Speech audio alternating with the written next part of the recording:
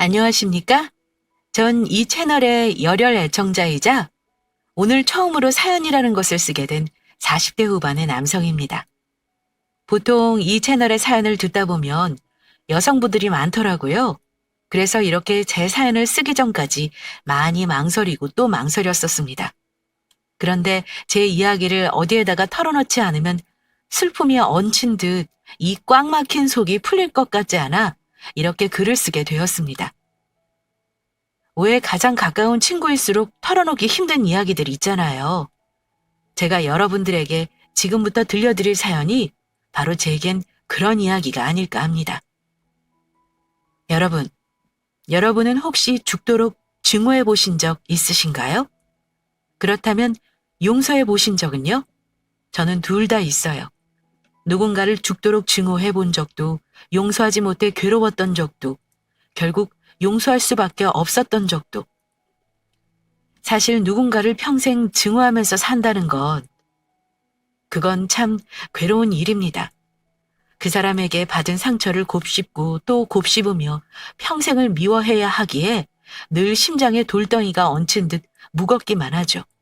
게다가 그 행위가 마치 누군가를 그리워하는 것과도 같아서 갑자기 떠오른 상대의 기억에 괴롭고 나를 끊임없이 괴롭히게 되죠. 그렇게 생각하면 증오하는 상대를 용서한다는 건 꼭 그 상대만을 위한 일은 아닌 것 같아요.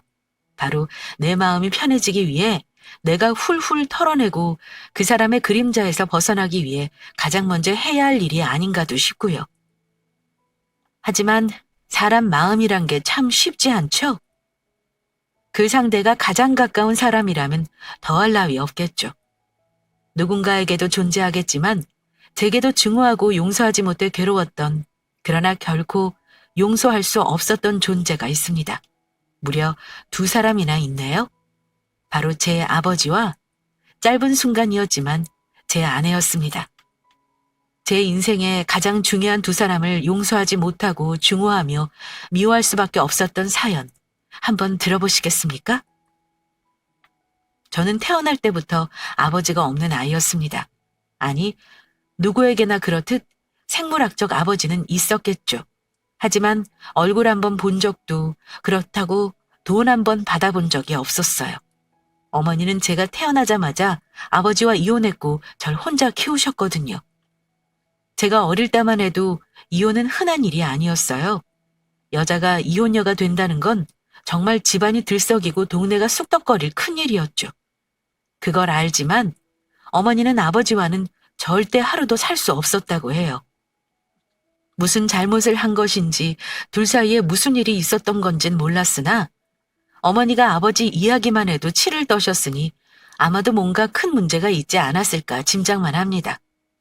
하긴 지금 생각하면 그 흔한 위자료는커녕 양육비조차 한 번은 붙이지 않았으니 어머니가 아버지에게 가질 반감은 당연히 컸을 것 같고요. 어쨌든 그 시절 어머니는 참 악착같이 절 키우셨어요. 이혼녀라는 불명예를 안고 고향 대구로 돌아왔고 보수적인 외가에선 저의 존재를 달가워하지 않았죠. 그러니 절 대신 돌봐줄 사람도 없고 먹고 살 길이 막막했던 어머니는 저를 업고 시장에서 통닭 장사를 하셨어요. 그때 큰 외삼촌이 크게 양계장을 하셨는데 거기서 닭을 떼와서 어머니의 비법 양념으로 튀겨 팔았다고 해요. 그때 어머니는 참 힘드셨대요. 애는 등 뒤에서 빽빽 울지, 뜨거운 기름이 제게 튈까, 혹시 바깥에 매일 데리고 나왔다가 아프진 않을까 노심초사하면서 장사를 하셨다고요. 그런데 입소문이 나서 장사가 꽤 잘 되었다고 해요. 어머니는 저와 장사 두 가지 일을 다 감당하며 힘겹게 절 키우셨습니다. 어머니는 언제나 바쁘고 피곤한 분이셨어요. 그러면서도 저에 대한 지극한 사랑은 늘 충만하신 분이셨죠. 어머니는 제게 아버지의 빈자리를 채워주기 위해 늘 애쓰셨어요. 자상하고 좋은 엄마, 그리고 엄하고 책임감 있는 가장인 아버지의 역할까지 모두 하기 위해 고군분투하셨죠. 하지만 어머니의 극진한 노력에도 늘 제 마음 한구석은 빈 채였습니다. 친구들이 아버지와 함께 목욕탕을 갈 때도, 함께 축구 게임을 할 때도 늘 제게는 얼굴 한번 본 적 없는 아버지에 대한 그리움은 늘 가슴 깊숙이 남아 있었어요. 아마 제가 10살 때였을 거예요.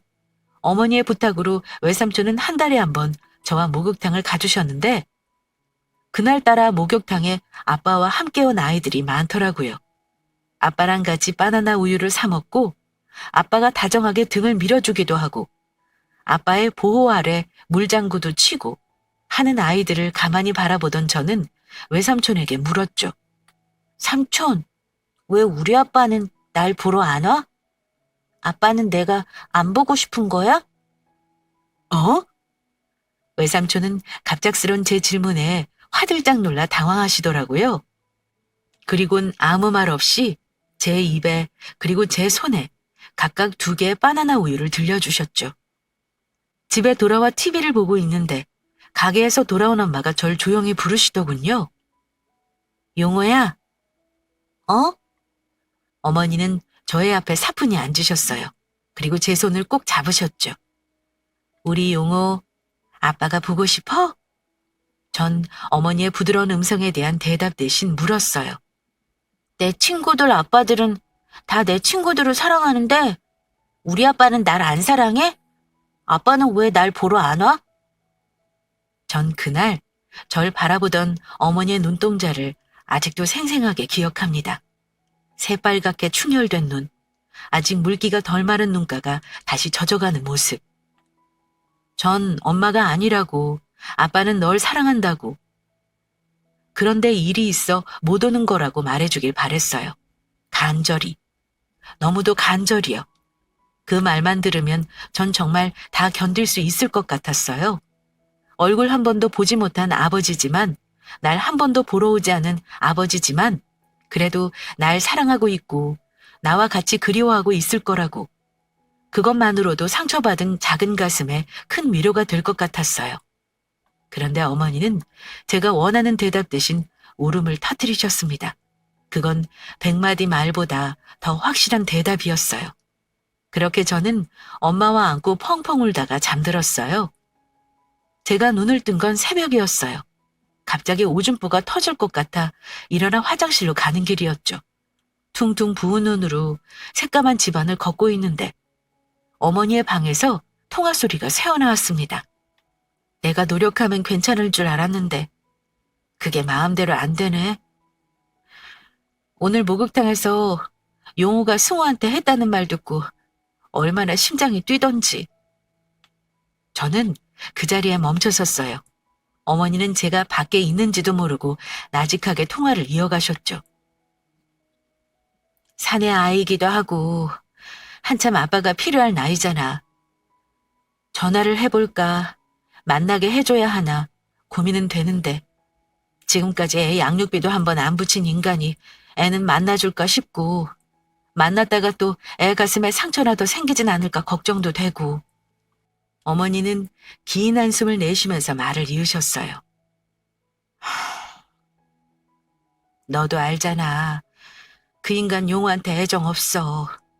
갑자기 애 낳자마자 이혼하자더니 이혼할 때 애 얼굴 한번 안 보고 매몰차게 굴었던 인간이잖아.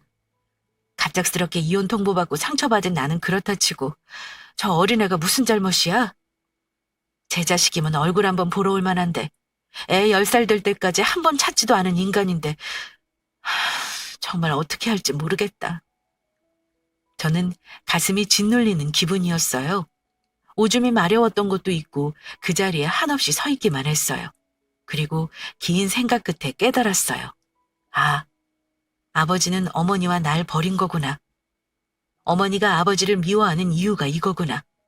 그러니 절대 그리워하지 말아야겠다. 억울해서라도 절대 그러지 말아야지. 슬퍼하는 엄마를 위해서라도 그러면 안 되겠다. 미워하고 증오해서 꼭 어디선가 우연이라도 만나게 된다면 복수해줘야지. 아무리 얼굴 한번 못 봤다고 해도 전 아버지를 한눈에 알아볼 수 있을 것만 같았거든요. 전 그날 이후 다시는 어머니 앞에서 아버지에 대해 얘기하지 않았어요. 마치 처음부터 아버지가 없었던 것처럼 살았죠. 내가 아버지를 그리워한다는 것도 증오한다는 것도 아버지가 절대로 알지 못하도록 그렇게 저를 꼭꼭 숨기고 착한 아들로 살았습니다.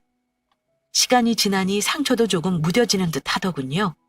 원래 아버지가 없었던 사람처럼, 내겐 원래 없었던 아이처럼 아버지 없이도 잘 자랐습니다. 그리고 저는 여드름이 나고 목소리가 까끌까끌해지고 수염이 나기 시작했습니다. 바로 사춘기이자 2차 성징이 찾아온 겁니다. 저의 사춘기는 그렇게 거세지 않았습니다. 아무래도 어린 시절 먼저 지나간 상처와 일찍 앓은 가슴앓이가 있었기 가능했겠죠. 전 늘 상위권의 성적을 유지하며 비뚤어지지 않았습니다. 어머니의 기대에 부응하기 위해 항상 노력했죠. 그러던 어느 날이었습니다. 사실은 제 생일이었어요. 한가로운 일요일이었고 어머니 가게도 제 생일에 맞춰 정기 휴일이었어요. 어머니와 저는 오랜만에 함께 식사를 하고 TV도 보고 정말 즐거운 시간을 보내고 있었습니다. 우리 피자 시켜 먹을까? 콜! 좋지 엄마! 하며 전화기를 들 때였어요. 딩동 딩동. 집에 초인종이 울렸습니다. 누구지? 그러게. 엄마 내가 나가볼게. 엄마는 피자 시켜. 나 콜라 꼭 시켜줘. 하며 현관으로 달려갔어요. 그리고 문을 열었죠. 그런데 문 밖엔 한 중년 남자가 서 있었어요. 처음 보는 얼굴이었고요. 제가 멀뚱히 물었어요. 누구세요? 그러자 남자가 쭈뼛대며 입을 열더군요. 여기 혹시 정명희 씨 댁입니까? 네. 엄마! 손님 왔어! 누구? 빗자를 시키다 말고 현관으로 나오던 어머니가 남자의 얼굴을 확인했어요. 그리고 곧 손에 들려있던 전화기를 툭 떨어뜨리고 말았어요. 조금 전까지 웃고 계시던 어머니 얼굴은 까맣게 굳은 채였어요. 제가 멀뚱히 두 사람을 번갈아 보는데 어머니가 정말 낮아진 목소리로 말씀하시더군요. 아버지다. 인사드려라. 우습죠? 전 어디서 만나더라도 꼭 아버지를 알아보고 복수할 수 있을 거라고 생각했는데 그래도 피는 물보다 진하니까 내가 당신을 얼마나 증오했는지 꼭 말해줄 거라고 다짐했었는데 제가 아버지를 보고 기껏 처음 건넨 첫 마디가 누구세요라니. 저는 멀뚱히 아버지가 저희 집으로 들어오는 걸 보고 있을 수밖에 없었습니다. 아버지는 뻔뻔하게도 저희 모자가 사는 집 거실 정중하게 가부좌를 들고 앉아 있었고 엄만 제게 용호야, 아빠한테 용호가 커피 한 잔 타드려 라고 하셨죠. 전 커피 믹스를 꺼냈습니다. 그리고 유치한 복수를 합니다. 코를 파서 휘휘저 아버지에게 내놓은 거죠. 그걸 맛있게 먹고 있는 아버지를 보니 속이 좀 풀리는 것도 같고 그랬습니다. 전 아버지가 찾아온 이유가 궁금했습니다. 이제 와서 내가 보고 싶어졌나? 궁금해졌나? 사실은 날 좀 사랑하고 있는 건 아닐까? 내가 그리워온 건 아닐까? 혹시나 하는 기대감에 심장이 쿵쿵 뛰었습니다. 하지만 아니었어요. 커피를 반쯤 비운 아버지가 입을 여시더군요. 일주일 전에 어머니 상 치렀어. 근데 어머니가 마지막에 나한테 그러더라고. 용호 한번 찾아가 봐야 하는 거 아니냐고. 아무리 그래도 애비 노릇은 해야 하지 않겠냐고. 그냥 흘러들었는데 아무래도 그 말이 자꾸 걸려서 왔어. 어머니 마지막 유언이잖아. 오직 그 이유였더라고요. 아버지가 날 찾아온 이유가 자기 엄마 한 풀어드리려고. 아버지는 커피 한 잔을 서둘러 비우고 30분도 되지 않아 자리에서 일어섰습니다. 그리고 집을 나가기 전 절 보더니 지갑을 꺼내더군요. 아무런 감정도 없는 눈으로 그렇게 돈 2만 원을 쥐어주고 아버지는 떠났습니다. 다시 보자라는 한마디도 남기지 않고요. 차라리 오지 않았으면 얼마나 좋았을까요? 차라리 절 찾지 않았으면 덜 상처받았을 텐데 사춘기 여린 심장에 평생 지워지지 않을 생채기는 나지 않았을 텐데. 아버지가 돌아간 집은 무거운 정막이 내려앉았습니다. 어머니는 서둘러 피자를 시키셨고 저흰 피자가 오는 중에도 도착해서 먹으면서도 아무런 말이 없었습니다. 마치 아무 일도 없었다는 듯이, 아니, 너무도 큰 태풍이 지나간 뒤 초토화된 서로를 건드리지 않으려는 듯 저희 모자는 그렇게 그 일에 침묵했습니다. 그때 어머니는 간경화가 심하게 오셨는데 아마도 쉬지 않고 일하신 탓이 아닐까 생각했어요. 얼굴이 검게 되고 배에는 복수가 남산만하게 차고 피곤해서 침대에서 일어나는 것도 힘들어 하셨어요. 병원에선 마지막 준비를 하셔야 한다고 했고 어머니는 정말 마지막을 위해 준비하셨어요. 어머니의 가장 큰 짐이자 책임감인 저를 아버지에게 보내는 결단을 하신 겁니다. 아무도 절 돌볼 사람이 없으니 어머니의 선택은 어쩌면 불가피했을 거예요. 아직 미성년자인 제게 보호자가 필요하니까요. 용호야, 엄마는 괜찮으니까 가서 아빠 말 잘 듣고 잘 지내야 해. 알겠지? 가끔 엄마 보러도 오고. 싫어. 절대 안 가. 내가 엄마 놔두고 남한테 왜 가? 남이라니. 용호 아빠야. 그러니까 가서 공부도 열심히 하고, 어? 전 가고 싶지 않았어요. 그때 절 바라보던 감정 없는 눈동자가 자꾸만 눈앞에 떠올랐고요. 편찮으신 어머니를 남겨두고 떠나고 싶지 않았습니다. 하지만 어머니의 뜻은 완고했어요. 아버지가 널 터미널에 데리러 올 거야. 내가 이미 전화해뒀어. 그러니까 가서 잘 살아. 도착하면 꼭 전화하고. 어머니의 황달긴 누런 눈동자가 절 바라보는데 눈물이 글썽글썽 하시더라고요. 저는 그렇게 커다란 짐을 들고 아버지가 계신다는 부산으로 내려갔어요. 기차를 타고 얼마간 가자 부산역이라는 안내방송이 나오더군요. 기차에서 내린 저는 막막했습니다. 평생 처음 와보는 도시에서 길을 잃은 아이처럼 멍하니 그 자리에 서 있었죠. 그때였습니다. 밥 먹었냐? 두박한 음성에 뒤를 돌아보니 아버지가 서 계셨어요. 다행히 얼굴을 한번 봤다고 단번에 절 알아보시더군요. 저는 아무 말 없이 손에 들린 짐가방만 매만졌고 아버지는 성큼성큼 앞서 걷더군요. 아버지의 뒤를 따라 도착한 곳은 한 음식점이었어요. 돼지갈비집이었는데 아버지는 고기 4인분을 시켜 말없이 구우셨어요. 그리고는 자리에서 일어나 나가버리셨죠. 아버지가 자리를 비우자마자 허기졌던 저는 허겁지겁 고기를 먹었습니다. 잠시 후 돌아오신 아버지가 묻더군요. 다 먹었어? 네. 그러자 아버지는 물로 입을 헹구시곤 무심히 물으시더군요. 네가 올해 몇 살이지? 16이요.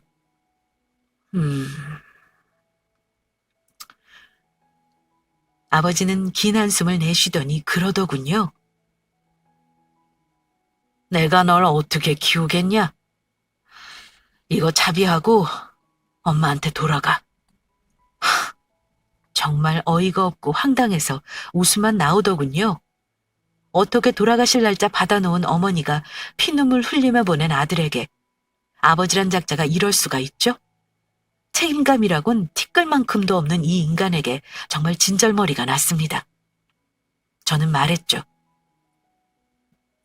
앞으로 내가 잘 되더라도 나 찾지 마세요. 아시겠어요? 평생 중후하면서 살 테니까. 저는 큰 가방을 질질 끌고 음식점을 나왔습니다. 너무 슬프고 괴로우니 눈물도 안 나더군요. 나는 왜 태어나서 엄마를 힘들게 하고 저 인간에게 이런 짐짝 취급을 받아야 하는지 제 존재에 대한 부정으로 그날 하루를 보냈던 것 같아요. 전 그 길로 엄마의 품으로 돌아왔어요. 어머니는 아무것도 묻지 않고 절 안아주셨죠. 그리고 기적이란 게 일어납니다.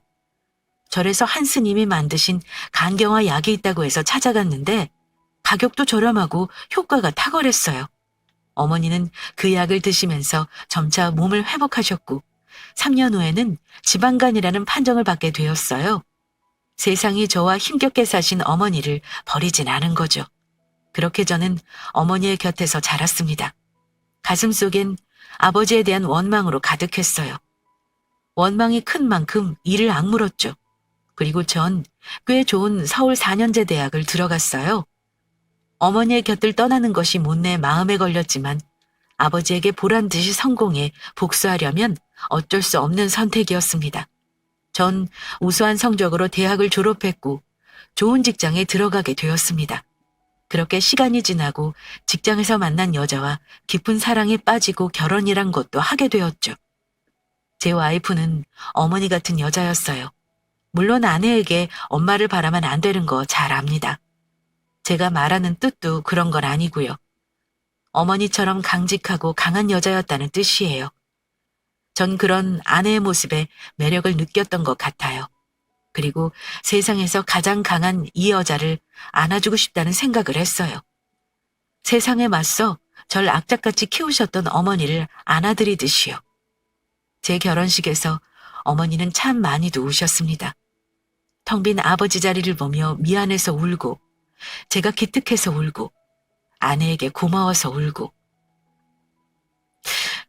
내가 이제 죽어도 여한이 없다. 어머니의 그 말씀은 현실이 되었습니다. 제가 결혼하고 다음에 어머니는 당뇨 합병증으로 숨을 거두셨어요. 착하게 사신 만큼 편안하게 눈을 감으셨어요.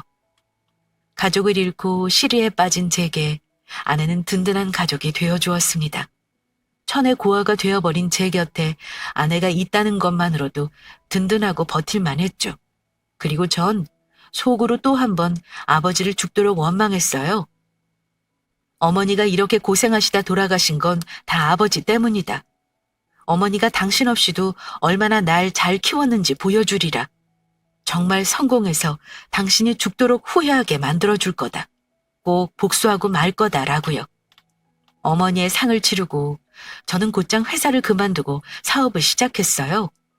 중국에서 물건을 들여오는 무역 사업이었는데 아내는 저를 응원해 주었어요. 때가 참 좋았습니다. 중국에서 저가 물건들이 쏟아져 나오기 시작하던 시점이라 저의 사업은 날개가 달린 듯 번창해 갔습니다. 그리고 저희 부부에게 소중한 천사가 찾아왔어요. 바로 아이가 생긴 거였습니다. 저는 뛸 듯이 기뻤고 아이는 10개월을 꽉 채워 건강하게 태어났습니다. 유영이란 이름을 지어주고 살뜰히 키웠습니다. 아이가 생기고 아버지가 되어보니 더더욱 자기 자식을 매몰차게 버리고 방치한 아버지가 이해가 되지 않더군요. 부모의 마음을 알고 보니 아버지가 얼마나 파렴치하고 이기적인 인간인지 더 깊이 깨닫게 되었습니다. 그렇게 저는 자수성가하게 되었고 제 아들 유영이는 무럭무럭 자라갔죠. 하루하루가 행복했어요. 아버지에 대한 증오도 잊을 만큼요. 그러던 어느 날이었습니다. 막 중국 출장에서 돌아와 공항을 나서고 있는데 모르는 번호로 전화가 한 통 걸려오더군요. 네, 여보세요. 최영호입니다. 가뿐한 목소리로 전화를 받았습니다. 수화기 너머에선 한 남자의 목소리가 들려오더군요. 용호냐? 나다. 누구세요? 누구긴? 네 아버지지. 순간 숨이 턱하고 막히더군요. 잊혀진 줄만 알았던 증오가 한순간에 올라 목구멍을 조여왔습니다. 심장이 쿵쿵 뛰고 얼굴에 열이 시뻘겋게 오르더군요. 저는 떨리는 손으로 핸드폰을 꼭 쥐고 대답했습니다. 전화 잘못 거신 것 같습니다. 저는 아버지가 없는데요. 뭐? 이놈이 아비한테? 전화를 딱 끊어버렸어요. 벼르고 벼르던 일이었는데 바보처럼요. 욕이라도 세차게 해주었어야 했지만 막상 그 순간이 되니 너무도 당황해서 저도 모르게 전화를 끊어버린 거예요. 전 제 자신에게 너무도 화가 났어요. 그리고 적반하장으로 화를 내는 아버지의 음성에 분노했죠. 그렇게 엉망이 된 기분으로 집으로 돌아온 저는 아연실색할 수밖에 없었습니다. 바로 저희 집 거실 소파, 그것도 정중앙 상석에 우리 유영이를 품에 안고 앉아있는 아버지 때문이었죠. 여보. 와이프는 자신도 무척 당황했을 텐데 제 눈치를 먼저 살폈습니다. 그도 그럴 것이 결혼 전 제가 아버지와 있었던 이야기를 다 했기에 제가 아버지의 가지는 분노의 크기를 누구보다 잘 알고 있었기 때문이었습니다. 당신 잠깐 방에 들어가 있어. 유영이 데리고.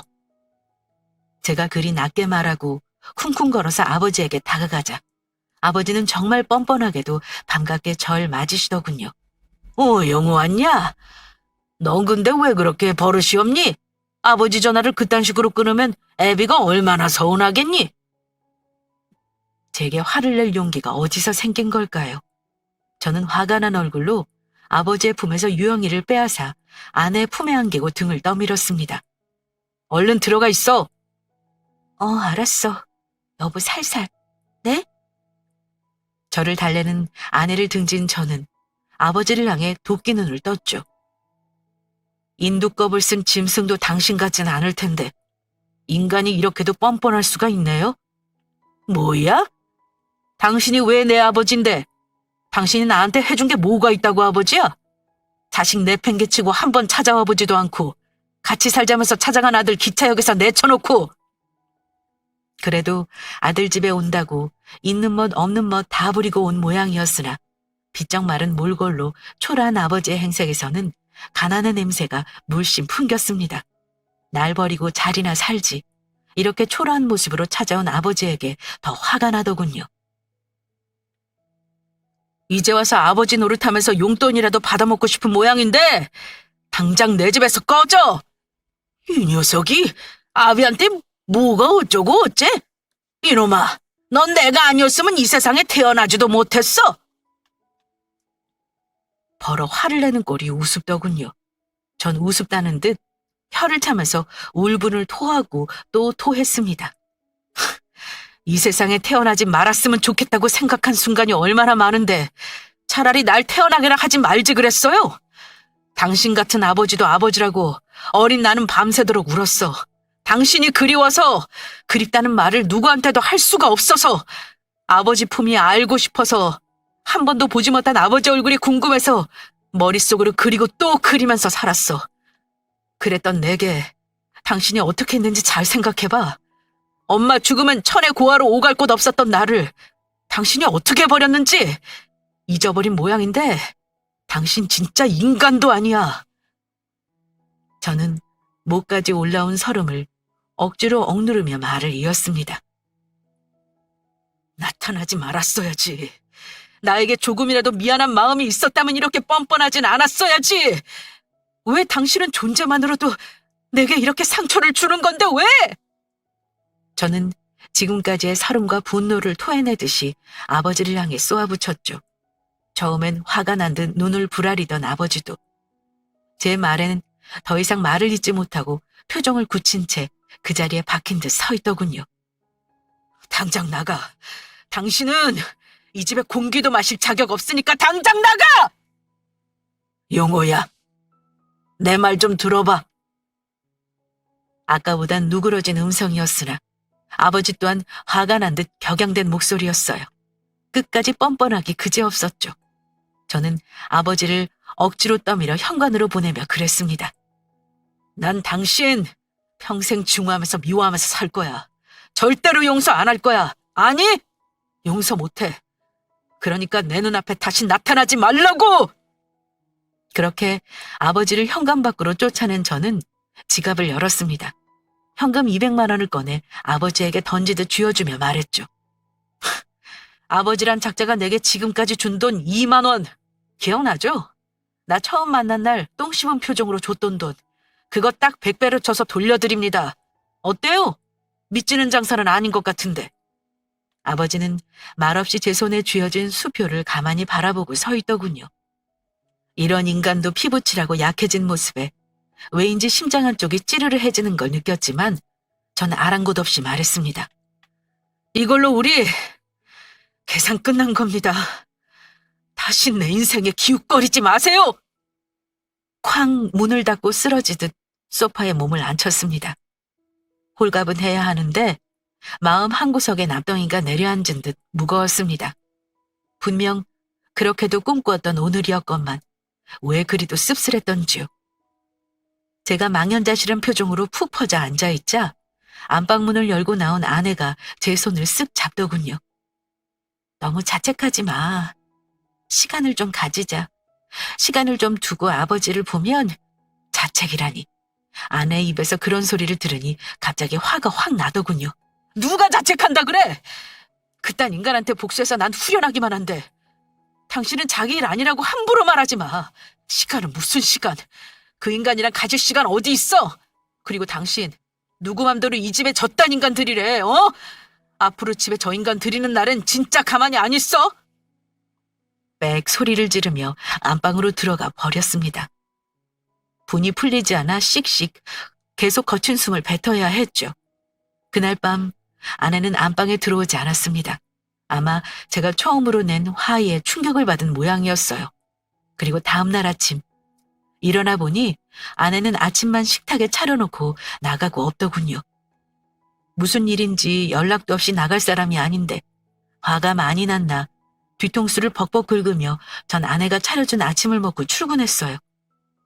그리고 그날 이후 아내의 행동이 조금 달라집니다. 아니, 정확히 말해 조금 수상해졌죠. 우선은 외출이 잦아졌어요. 무슨 일이 있는지 주말에도 곱게 차려입고 집을 나갔고 어딜 가냐는 물음에 매번 핑계처럼 친구 모임이다, 학부모 모임이다 말을 하는데 당연히 믿었어요. 아내를 믿지 않을 이유가 없으니까요. 그러나 학부모 모임이 있어 아내가 외출한 주말 집으로 걸려온 전화 한 통에 제 믿음엔 굵은 금이 가기 시작했습니다. 네, 여보세요? 안녕하세요. 거기 유영이 집이죠? 네, 맞습니다만 누구시죠? 어머, 유영이 아빠? 안녕하세요. 저 미희 엄마인데 혹시 유영 엄마 집에 있어요? 다음 주 수업 준비물 때문에 물어볼 게 있는데. 아, 안녕하세요. 미희 어머니. 미희 어머니는 오늘 학부모 모임 안 가셨어요? 네? 무슨 학부모 모임이요? 우리 그런 모임 따로 안 하는데? 미희 엄마는 정말 처음 들어본다는 듯 제게 되물었죠. 저는 순간 이상하다는 것을 감지하고 곧장 말을 바꿨어요. 아, 그게 학원 말한 거였네.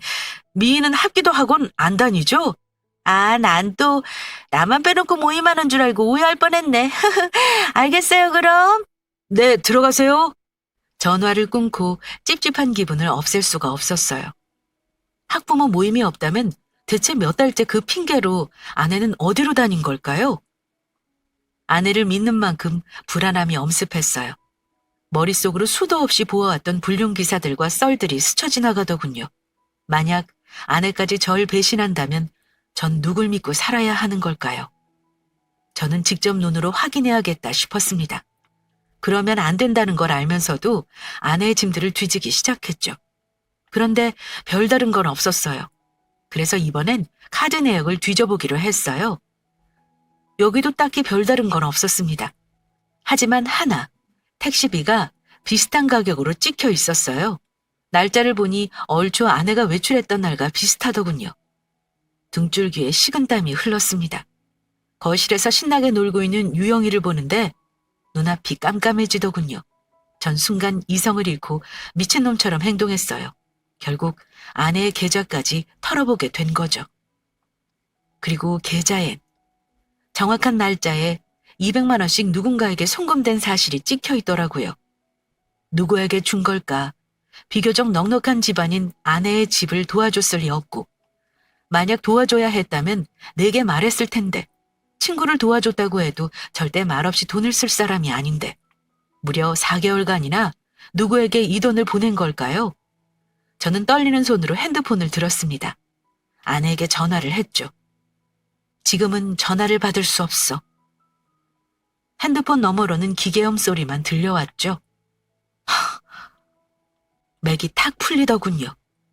몇 달 전 아버지가 다녀가 날 초토화시키더니 이번엔 아내가 날 배신하다니 전 믿을 수 없는 사실에 울고만 싶었습니다.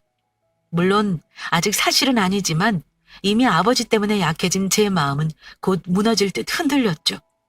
그러다 보니 제 멘탈은 걷잡을 수 없을 만큼 나약해졌어요.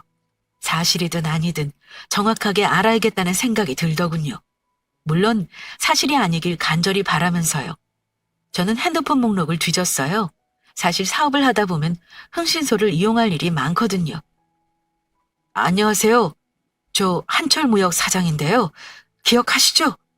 아이고 사장님 오랜만입니다. 그래, 이번엔 무슨 일이세요? 다름이 아니라 거기 혹시 사람 뒤도 밟아줍니까? 사진도 좀 찍어주셨으면 좋겠는데. 사장님 혹시 와이프가, 아이고, 당연히 해드려야지.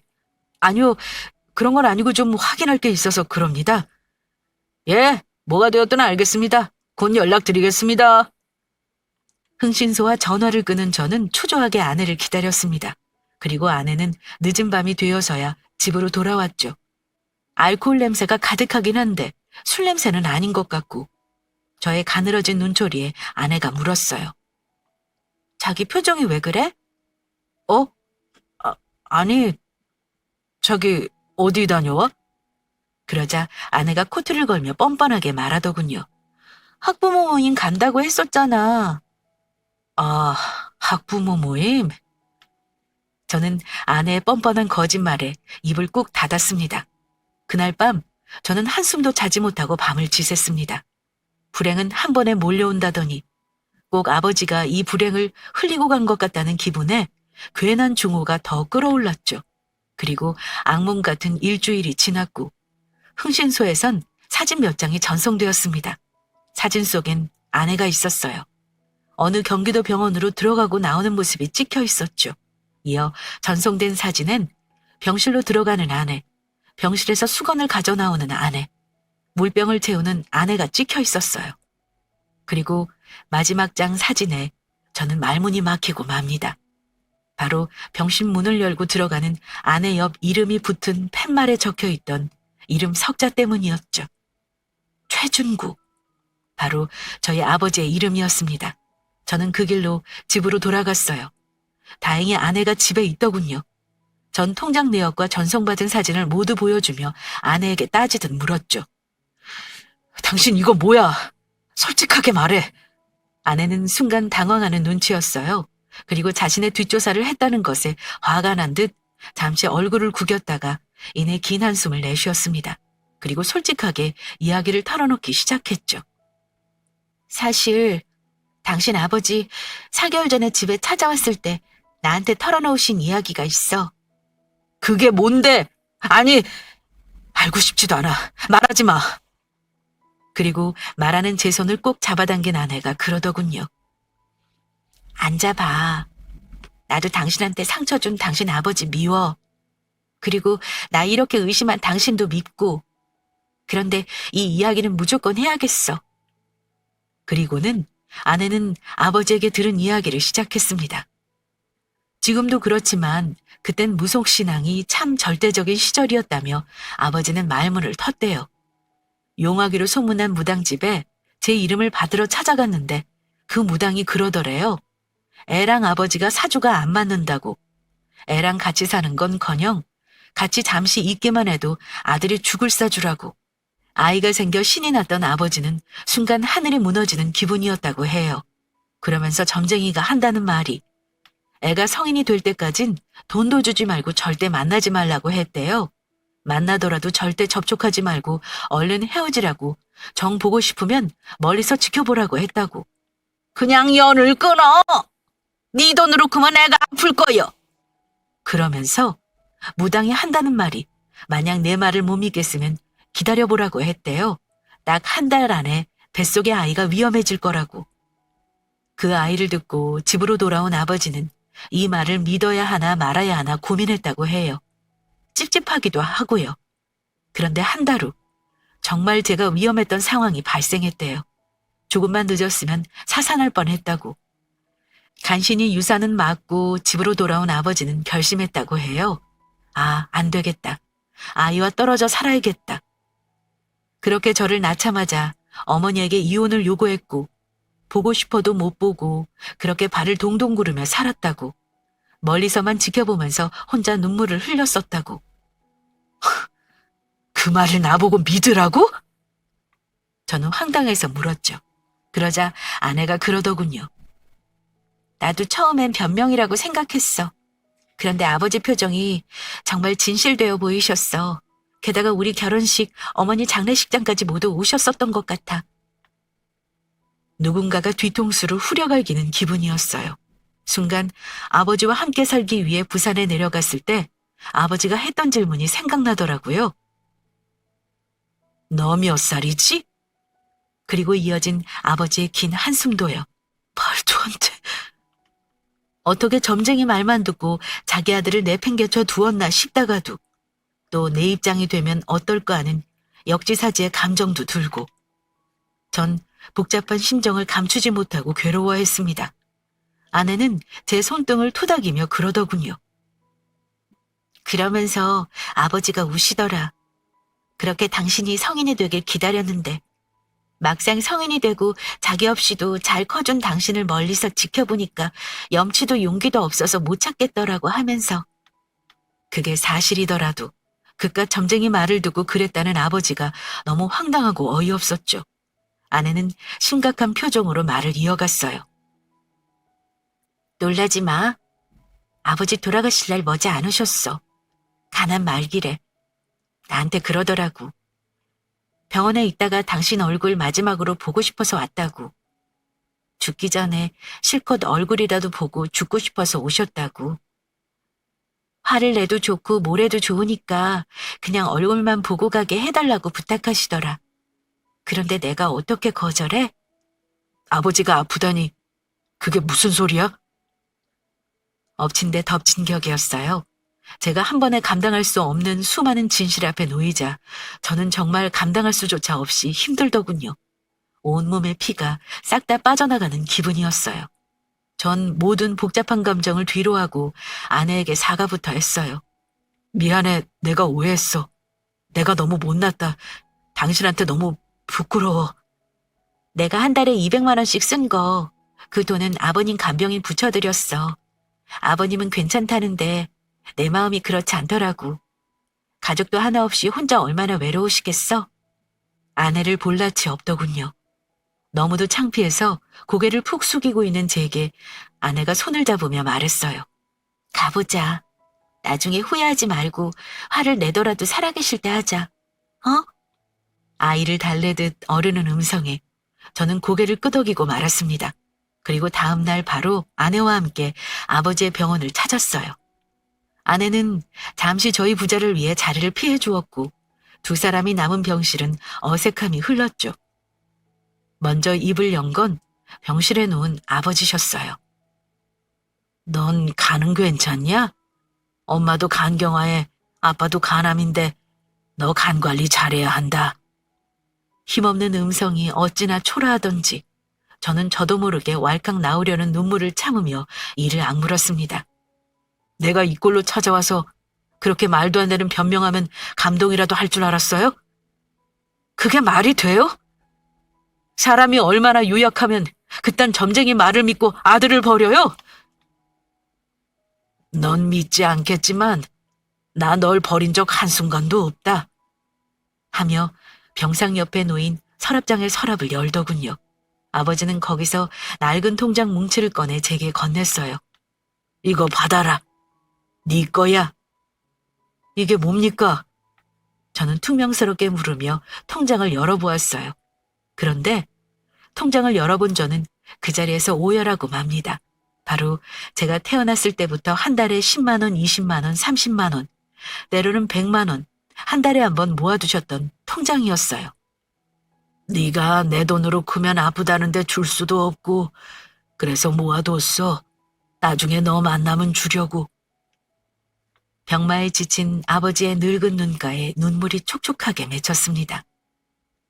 기쁜 마음으로 널 찾아갔는데 네가 그렇게 화를 버럭 내니 서운하더구나. 염치도 없이 말이다. 난 네가 그렇게 상처받았을 거라고 생각하지 못했다. 아니, 어쩌면 안으려고 했던 건지도 모르겠다. 그럼 내가 너무 괴로울 테니까. 어쨌든 살아줘서 고맙다. 아버지가 제 손을 꼭 잡으시더군요. 저는 그 마른 손을 끝내 뿌리치지 못했습니다. 나도 나이가 들어 아버지가 되어보니 조금은, 아주 조금은 아버지의 우매한 선택이 이해가 가기도 했기 때문이겠죠. 저 아버지 용서한 거 아닙니다. 그러자 아버지는 편안한 음성으로 그러시더군요. 나도 그게 편해. 내가 무슨 염치로 너한테 용서를 받고 마음이 편해지겠니? 그러면서 아버지가 나직하게 그러시더군요. 미안하다. 난 그때의 모든 선택을 후회해. 그땐 널 위한 거라고 믿었는데 이제와 보니 내가 참 바보 같았다. 그깟 무당 말에 휘둘려서 네가 그렇게 상처받은 줄도 모르고. 아버지는 그렇게 하염없이 우셨습니다. 그 미안하다는 한마디가, 그 후회의 눈물이 저의 오랜 분노를 이렇게 한순간에 꺼트릴 줄은 꿈에도 몰랐습니다. 놀랍게도 그 긴 세월의 증오가 이해로 바뀌고 너무도 짧은 시간 용서가 되더군요. 저는 그렇게 조용히 아버지의 손을 맞잡았습니다. 너무도 오래 미워했고 증오했고 그리워했던 아버지를 용서하고 나니 편해진 건 아버지가 아니라 오히려 저였어요. 그동안 절 계속 억누르고 있던 무언가에서 홀가분하게 벗어난 기분이었죠. 두 눈이 퉁퉁 부어 나오는 제 손을 잡은 아내가 그러더군요. 여보, 용서는 남 좋으라고 베푸는 관용이 아니야. 나 좋으려고, 내 마음 편해지려고 하는 가장 아름다운 이기심이지. 아내의 현명한 말에 전 고개를 깊숙이 끄덕였습니다. 왜 용서해야 하는지 홀가분해진 심장이 말해주고 있더군요. 지금까지 그 분노가 얼마나 나를 못살게 괴롭히고 있었는지 용서하고 나니 느껴지더군요. 전 그날 밤 처음으로 두 발을 뻗고 편안하게 잠들었던 것 같아요. 사실 아버지와 행복하게 살았습니다의 결론을 말씀드릴 수는 없습니다. 떨어져 살았던 만큼 거리감이 있었기에 한 달에 두세 번 찾아가 이야기하고 함께 식사하는 게 다였어요. 아버지도 그것만으로도 만족하셨고요. 아버지는 그렇게 버티시다 재작년 세상을 떠나셨습니다. 저는 아버지의 장례식의 상주로 고마운 아내와 함께 아버지의 마지막을 지켰고요. 지금도 아찔합니다. 만약 그때 아내가 아니었다면 전 평생 분노와 증오라는 무거운 짐을 지고 살았겠죠.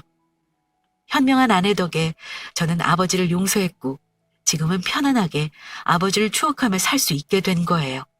이게 다 현명한 아내 덕분이 아닐까 생각하고요. 막상 제 이야기를 털어놓다 보니 제 아내 자랑이 되어버린 것 같지만 뭐 그래도 좋습니다.